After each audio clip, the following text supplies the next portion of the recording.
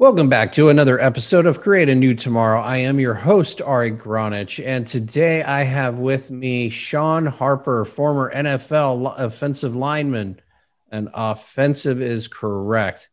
Owned and operated American Services and Protection, a growing multi-million dollar security services firm, which is headquartered in Ohio. Shawn, why don't you tell us a little bit about your background, how you got into the NFL? Because, that's not like any easy task. Doesn't just take a big guy, but how you did that and what mindset, et cetera, just kind of roll a little bit on your history. So I was probably one of the most unlikely individuals to ever play professional football. Let me back up. Gratitude. Thank you for having me on the show. Thank you for this opportunity to share my unique experience, my mindset, and my approach to life and to winning. On to your question. Yeah, it's just the most unlikeliest route to play professional football. Most athletes, especially nowadays, they're tracked outside of maybe Pee Wee football. Everyone will know who you are. You're tracked from the second, third grade all the way through college. And sometimes you're even steered to go to certain colleges. And so those systems are in place. And then, you'll naturally fall in line once you're drafted. But I completely backdoored the entire system. I barely started in high school football. I wasn't even honorable mention all conference. I didn't have the grades. I left high school with a 1.62 accumulative GPA, not on the ACT. Out of 154 seniors to graduate, my academic ranking was 154. And I had to go off to a junior college, obviously, in Mason City, Iowa. After that year, I made the shift. And the shift was, yeah, you're right. I can't be successful according to the world standards. I don't have the education. I don't have the network, wrong side of tracks. I said, but I can win. And once I made that shift to winning versus success, doors begin to open, or I begin to look at obstacles as opportunities. So, here's the big part of that question is how did your mind shift so drastically from what it was to what it had to become? What was the impetus that made that happen? And then do you have like some actionable steps that maybe somebody listening could go through in order to have a similar kind of experience of mind shift? Well, yeah, so I kind of glossed over it earlier, but of course, being really keen and know how to just pull stuff out. I'm going to revisit the whole concept of winning versus success. We're not created to be successful. We're created to win. Winning is the fullest expression of who you are mentally, socially, emotionally, physically, and the most important aspect, as far as I'm concerned, is legacy. Okay, and which is why when you watch sports and things like that, it's like, wow, win. If a team lost every single game for the next 5 years, you wouldn't go, although you're a fan, but you're not going to go. Chicago. Yeah, but guess what? You let Chicago win a couple Super Bowls, and you will find ancient artifacts. You will find old jerseys come up. You will find this is the original banner from 19. You would have guest appearances from the 84, 85 Bears. They'll just show up because people are attracted to winning. In fact, that's a great example. Chicago. You cannot go to Chicago, have a conversation with anyone over the age of 45, and somehow that Super Bowl shuffle team is going to come up. They will deduct reason the entire conversation to that moment because that's the win.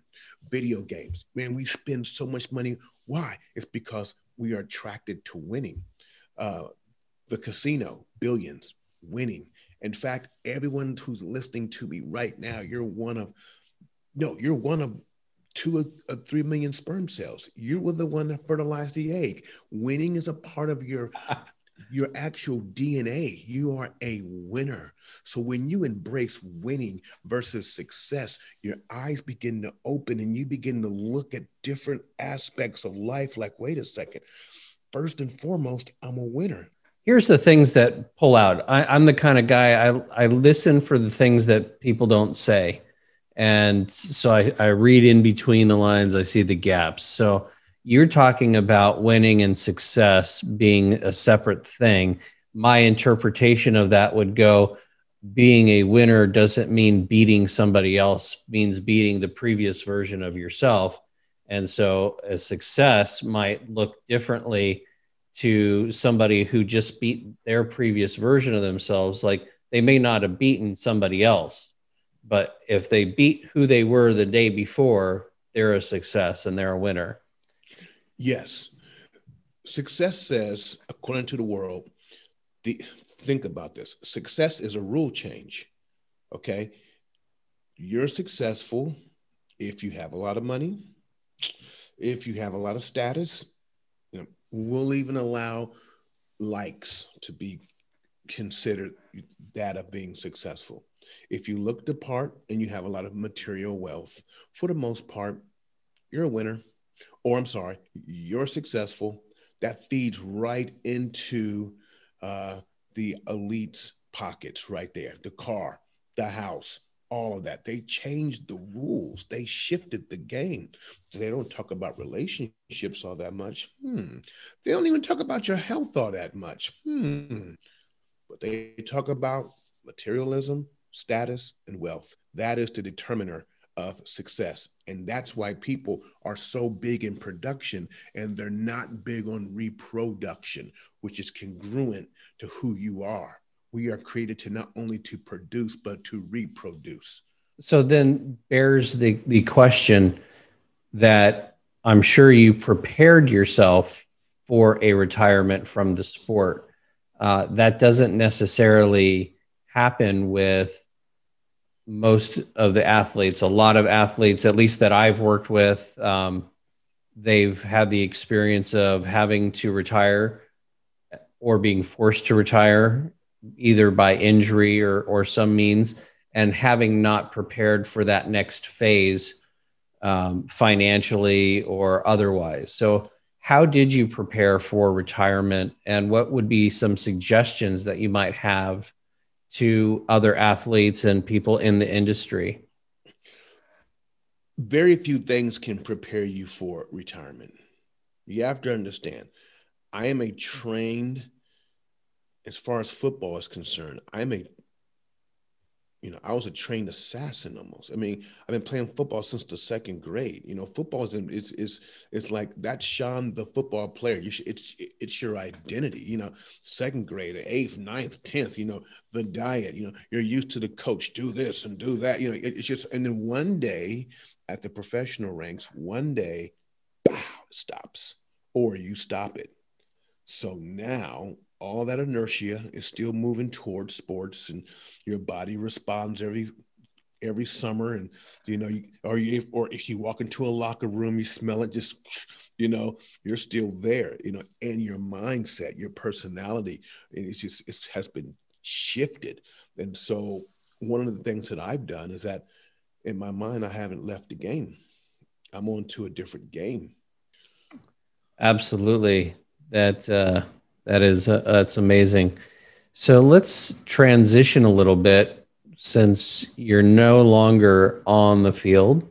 You're now in the offices of American Services and Protection, right? Which is a security services firm. And how did you switch to security from NFL? Like, what was the thinking there?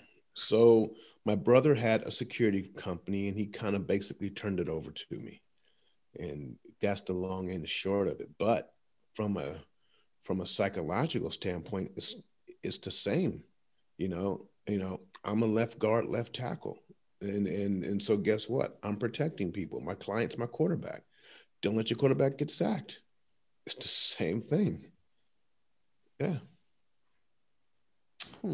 Okay. What is it that that was the biggest adversity that you've gone through previous to even being in NFL or in college sports? Wow. So I would like to answer that.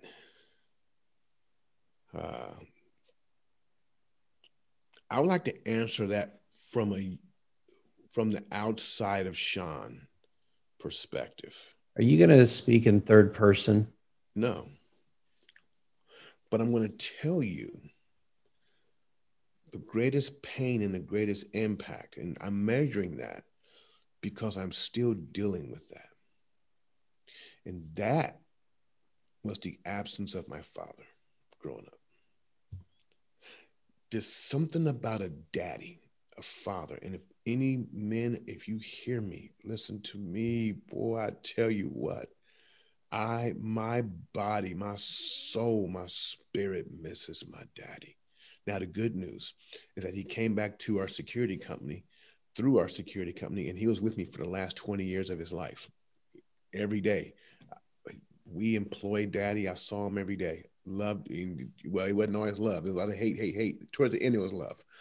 But yeah, he had divorced my mom when I was like 2 or 3 years of age. And my mom raised all 6 of us by herself on the south side of Columbus, scrubbing floors, you know. But the void of daddy, and I can see it now in my son, Caleb, because Caleb is now 18 years of age. And I raised that boy. I was there for him. And I can see so much that he has that I never had. And it's like, wow, you know. And so my body, my soul, my emotions at times still aches for daddy. Every boy needs his daddy. Every man still needs his daddy. I think we'll leave the audience off with that. Because you know, what else is there but being comfortable with who you are and taking that out to the world. Yeah. Listen, because you got me on a roll here. I just want to say one thing, okay? We are all in the business of selling, okay? But before you try to sell anything to anyone else, you sell to yourself.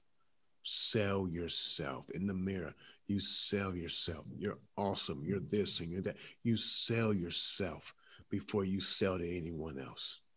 Sell yourself and never sell yourself short. Well, you're more than welcome to rant on my show any day and get on a roll. And I really appreciate you being here and giving to the audience like this, like you have. I know I ask some pretty crazy questions, get you off your normal game, hopefully a little bit. I like to, you know, throw the curves, not just the path that's straight and nicely spiraled, but the ones that lemon out, you know. So so I appreciate you being here, and we will, you know, we'll continue on these conversations, and hopefully the audience got a lot out of this. I'm sure that they did. And remember to rate, subscribe, comment, like, review, etc. Shawn, how can people get a hold of you if they'd like to work with you?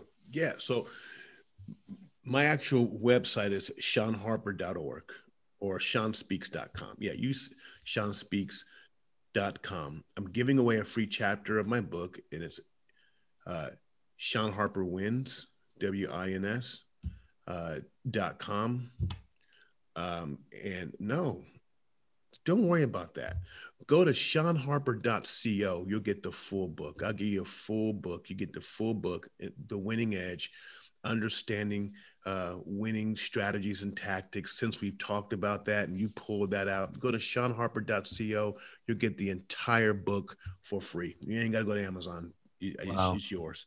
And the last thing I'll say is, this is for me selfishly, is Shawn Harper Speaker on Instagram. That's it. That's awesome. Thank you so much for that gift. I know that that'll be in and of itself a great value for the audience. So remember to go there, ShawnHarper.co, and get a copy of his book and learn yourself. Yeah. And so, winning mindset. This has been a great New Tomorrow episode. And let's remember to create a new tomorrow today.